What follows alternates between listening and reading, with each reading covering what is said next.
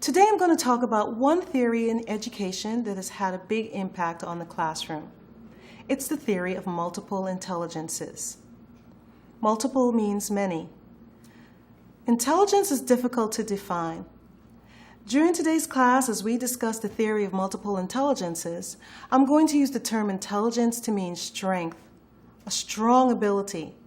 This is a broader way of thinking about intelligence than usual. So first, I'm going to go over the theory.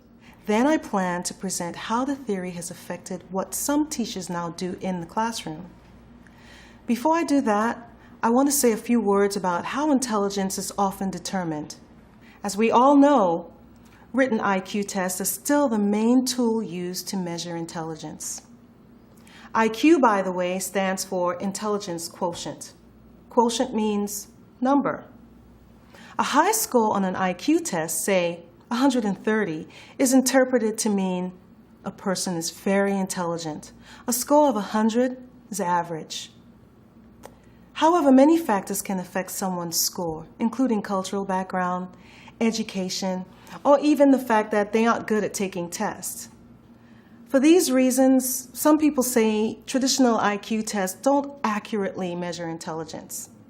Another reason to question IQ tests is the theory of multiple intelligences. Harvard University's Dr. Howard Gardner and others have explored the notion that we each have many types of intelligence. What makes us different from one another is which intelligences are stronger. Now I'm going to present 9 intelligences they have identified. Keep in mind that they say we each have all of these intelligences. The first is verbal intelligence. People with strong verbal intelligence can speak and write well. This type of intelligence is valued in most schools and on written tests. The second is mathematical intelligence, the ability to work well with numbers and diagrams. Think of someone who uses logic to solve problems and make decisions. The third is musical intelligence. People with strong musical intelligence, they feel sound, they feel music, they connect to sounds around them. Are you with me so far? Okay. The fourth is artistic intelligence. People with strong artistic intelligence are sensitive to color, light, and shapes. They are good at drawing, painting, fashion, lots of creative things. The fifth kind of intelligence is spatial. We use spatial intelligence to create mental images to remember information. Think of someone who understands charts and maps easily, who has a good sense of direction and doesn't get lost on mountain hikes. The sixth is kinesthetic or body intelligence.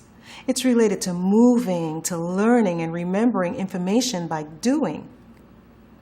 The seventh is interpersonal intelligence. That's inter, means between people.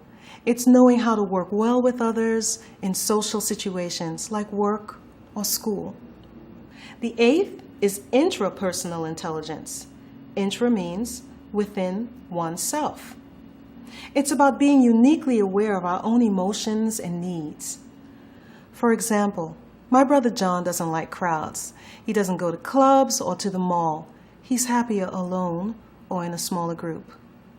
The ninth kind of intelligence is nature intelligence, understanding one's connection with nature and the environment. Remember, the theory says we each have all of these intelligences. We just vary as to which intelligences are stronger. Think of your friends and what each is good at. So now I want to shift our discussion to the impact of the theory of multiple intelligences on teaching. If teachers accept the theory, how does this affect what they do in the classroom? There are 2 effects. One is on how they teach. The other is how they test their students. To teach, they need to use a variety of teaching techniques in order to reach the most students. What works best for one student might not work best for another. To test or assess what students understand, teachers need to give students options besides taking a written test. Let's use an example. As I give the example, I want you to write down the intelligences you can identify, okay? So a teacher, Mrs. Sanchez, wants to teach her students about trees. Here's what she does. First, she talks about types of trees. She also draws a diagram on the board. Then they go outside, walk around, look at and touch trees near their school. Back in the classroom, she asks them to draw pictures of trees. Finally, she teaches them a song about trees. Did you get which intelligences she worked with when they went outside? How about when she had them draw pictures? All right, now she needs to test or assess what the students know. She gives them choices. For example, they can write about trees, draw a picture, make a chart, or create a song. Anything is acceptable as long as it contains the tree material she taught them. This is a key point.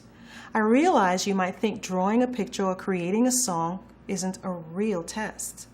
But if we have multiple intelligences, what's the logical conclusion?